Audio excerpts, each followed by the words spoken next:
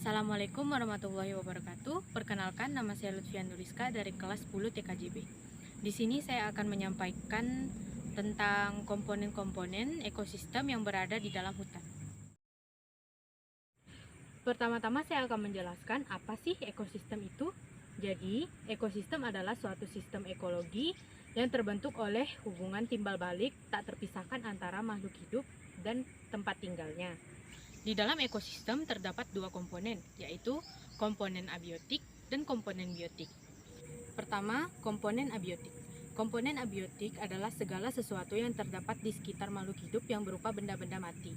Sebelum kita lanjut ke contoh komponen abiotik di dalam hutan ini, saya pertama-tama akan membacakan suhu yang ada di sekitar hutan ini.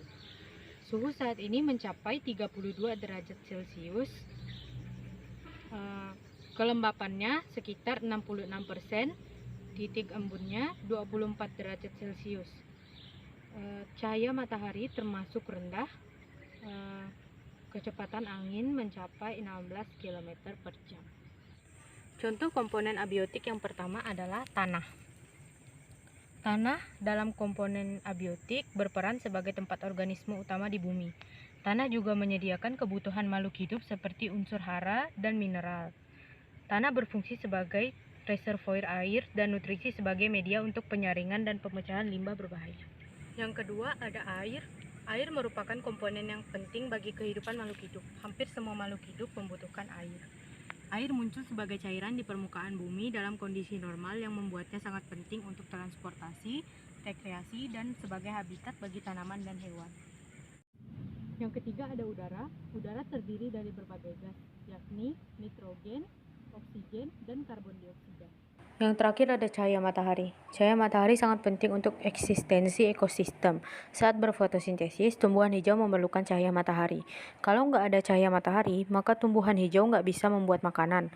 Hasil fotosintesis yang berupa bahan organik dimanfaatkan oleh hewan dan manusia sebagai sumber makanan. Secara tidak langsung, cahaya matahari merupakan sumber energi utama dalam ekosistem. Selain itu, cahaya matahari juga berpengaruh terhadap keberadaan siang, malam, dan suhu lingkungan. Selanjutnya ada komponen biotik. Komponen biotik adalah segala sesuatu yang berupa makhluk hidup. Contohnya manusia, hewan, tumbuhan, dan mikroorganisme lainnya. Pada umumnya, makhluk hidup dibedakan menjadi produsen, konsumen, detritivor, dan pengurai.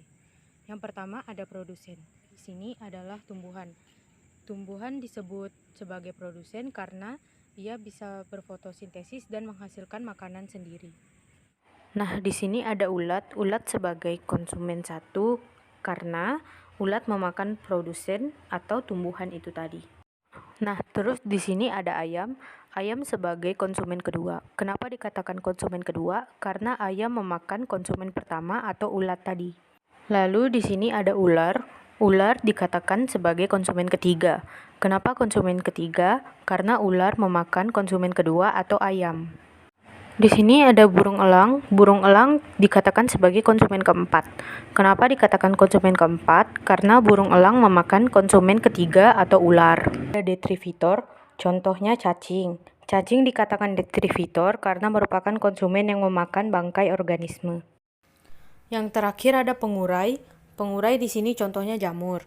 Jamur dikatakan sebagai pengurai karena dia merupakan konsumen yang mampu menguraikan zat organik menjadi zat analinik. Sekian video dari saya, kurang lebihnya saya mohon maaf. Terima kasih.